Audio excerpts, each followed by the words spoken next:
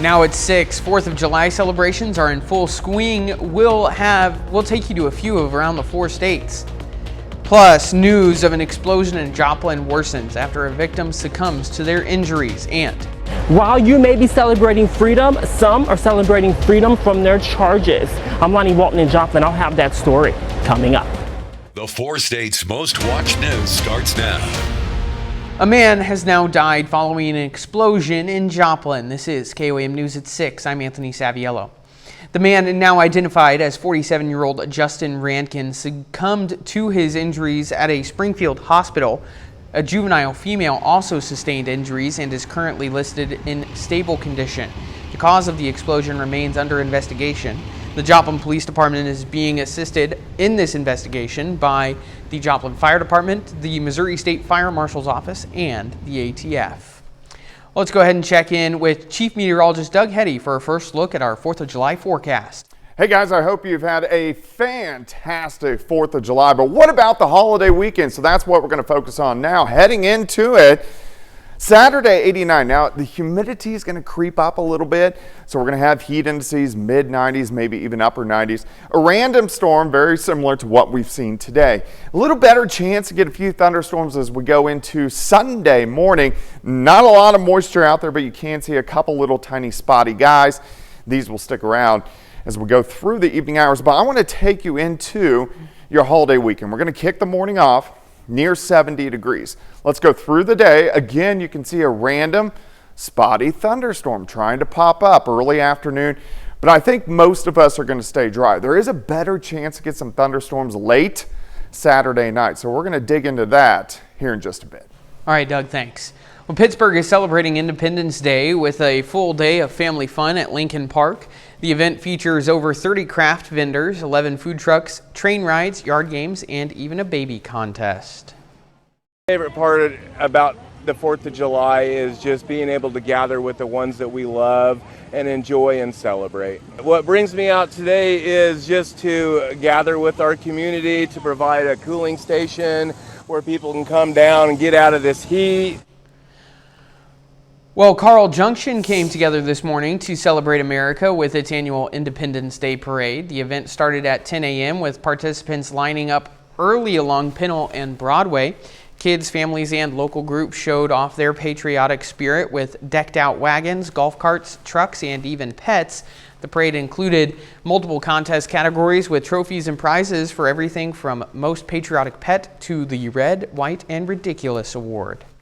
My husband is a disabled veteran, so 4th of July and Independence Day is really big in our family. My oldest son is planning on serving our country up in the next couple of years, so honoring our veterans is just really important to our whole family. Well, runners in Carthage got an early start to their 4th of July today. Today was the Red, White, and Boom run at the Carthage Municipal Park starting at 7 a.m.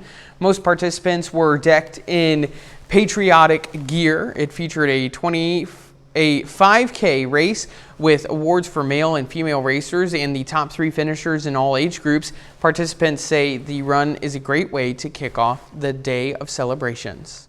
It started off with, probably around 100, and we've slowly built it throughout the years, and we're going to have around 350 people today. And like I said, just a great way to start, and a good way to start off the 4th of July, celebrate America, celebrate Independence Day.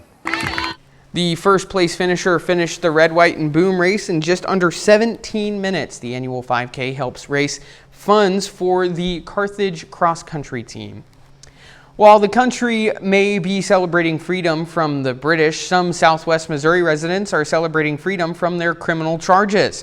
Several groups came together to give individuals with certain types of convictions a chance to have a fresh start. As KOAM's Lonnie Walton reports from the Recovery Outreach Center, where many locals are giving the department praise. I was a felon. I did a lot of bad life choices, and it's kept me from doing things like schooling. Jessica Alexander was one of the many attendees at the Expungement clinic hosted by Joplin Police, McPherson Law Firm, and the Recovery Outreach Community Center. She said she was sure to be one of the first in line. I've been here since 5:38 this morning. I want it worse than anyone in that building to get a new life and to to change the way that history was wrote for me. Attendees could possibly have up to 2 felonies or 3 misdemeanors removed from their record. One of them was possession, and one of them was manufacturing the second time. I was a burglar, I was a thief.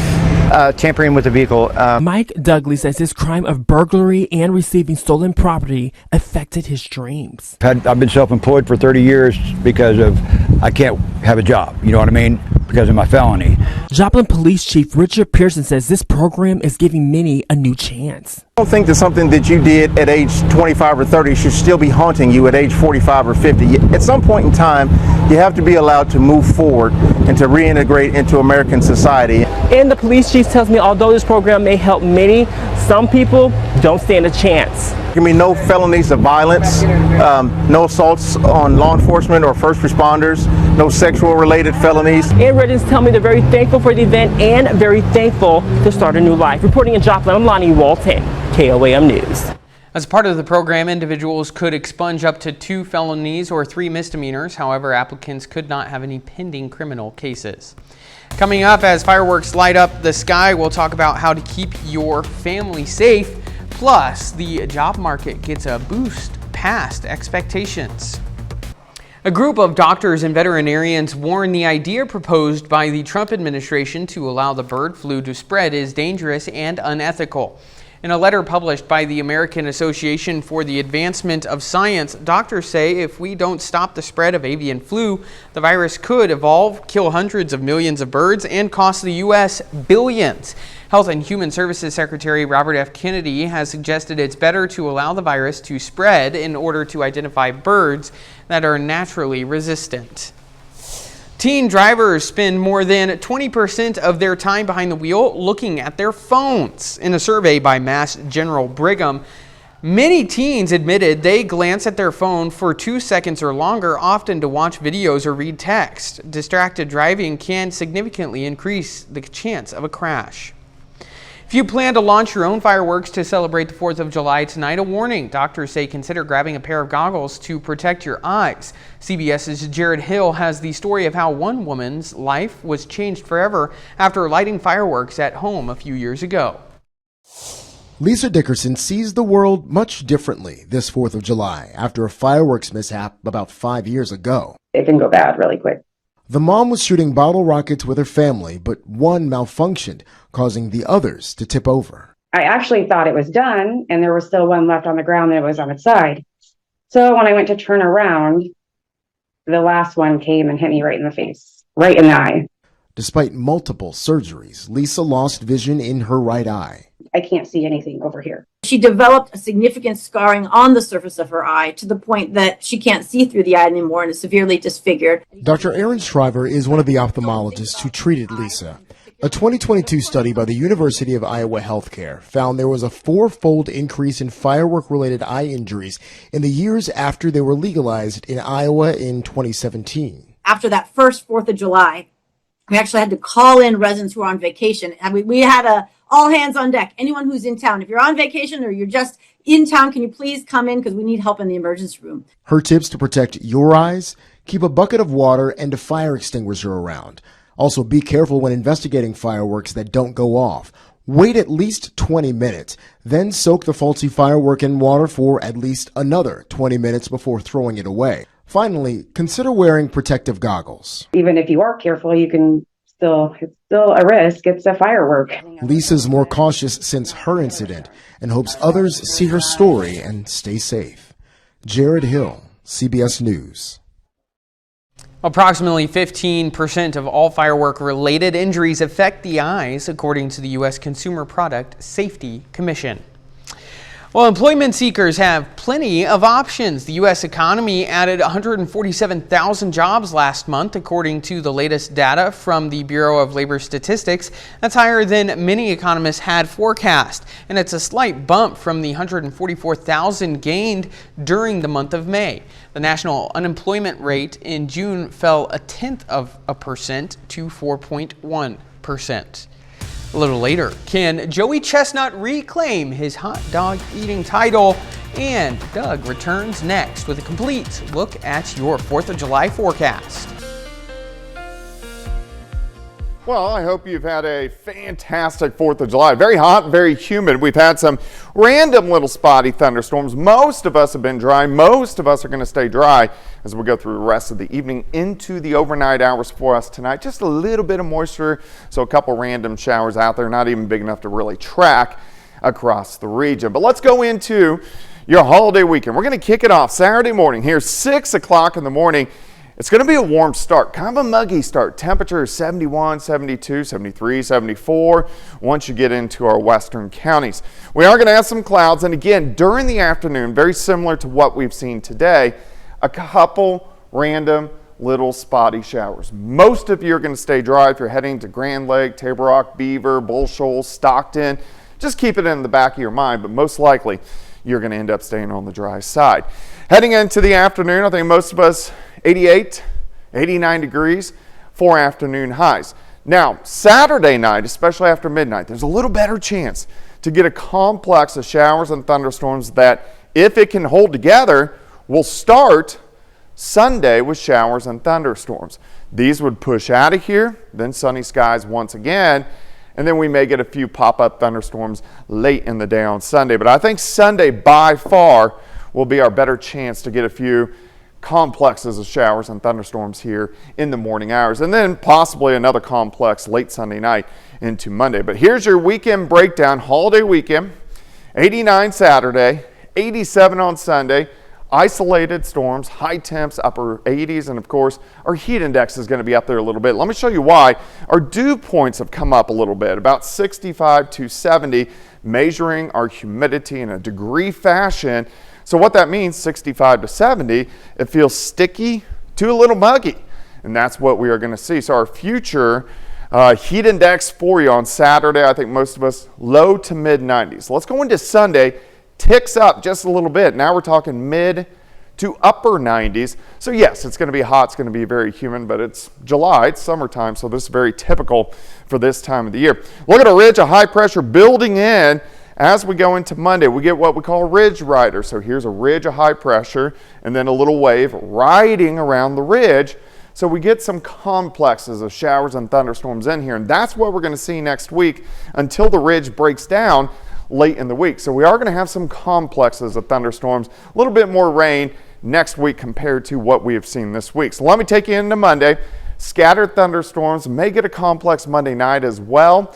And then I think our better chance is going to be late Tuesday and then heading into Wednesday, kind of dropping through the region. But temperatures, they stay actually fairly hot all the way through next week. 89 on your Saturday, 87 on your Sunday. Let's go 89 on Monday. But look at the 90s building in. So this is Tuesday, Wednesday, Thursday. Heat indices are going to be near 100 degrees as we go through next week. Anthony?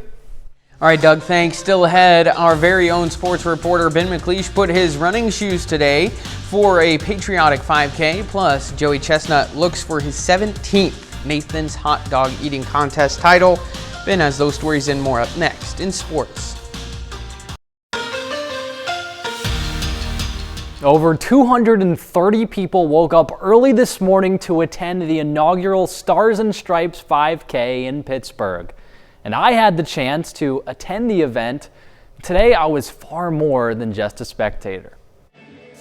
Most Americans spend their 4th of July relaxing at home, playing yard games, cooking hot dogs on the grill, and setting off fireworks.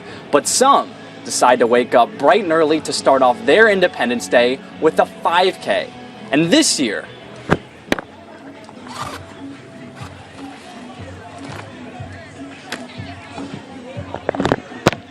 I decided to join them. 3, 2, 1, let's go! The running collective hosted its first inaugural Stars and Stripes 5K at 8 a.m. this morning. But this event wasn't your typical patriotic race. That's pretty much our mission, is we didn't want to just host races just to have them. We wanted a purpose behind them. The race's proceeds were donated to Outside the Wire, a Southeast Kansas nonprofit dedicated to supporting the veteran community. 4th of July, pay respect for the troops in this country. This race is for supporting a great cause. Over 230 people ran in the event, choosing to spend their 4th of July giving back to the folks who fought for our freedom. That our flag was still there. So it's fun for the community to come out and have a good time. So if you're looking to get outside and stay active, why not come out to Pittsburgh and join the running collective? Ben McLeish, KOAM News. Next, the Running Collective plans to host its 4th annual Turkey Trot on Thanksgiving Day. But today, the St. Louis Cardinals look to take down the NL Central's top dog, the Chicago Cubs.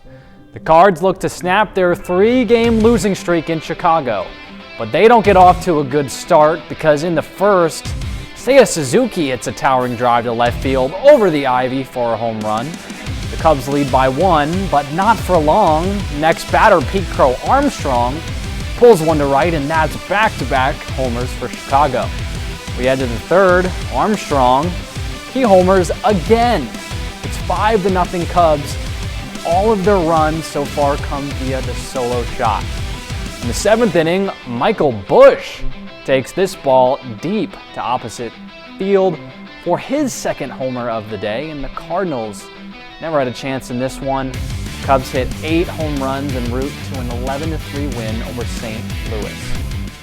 Last year, Joey Chestnut, 16-time Nathan's Hot Dog eating champion, was banned from the contest. But today, Chestnut is back and he's hungry for another title.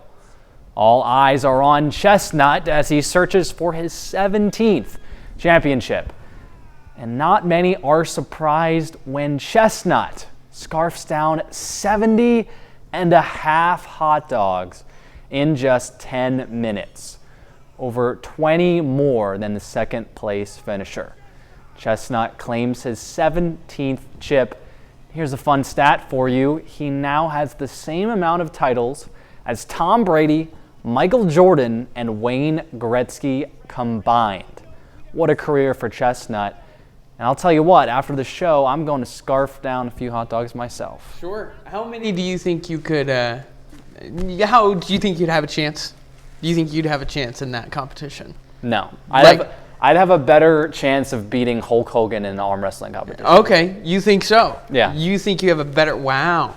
But you wouldn't have to win the hot dog, but just how many do you think that you would get down? In 10 minutes? 5. 5 hot dogs? Maybe. 1 hot dog every 2 minutes. I think I could do that. Okay.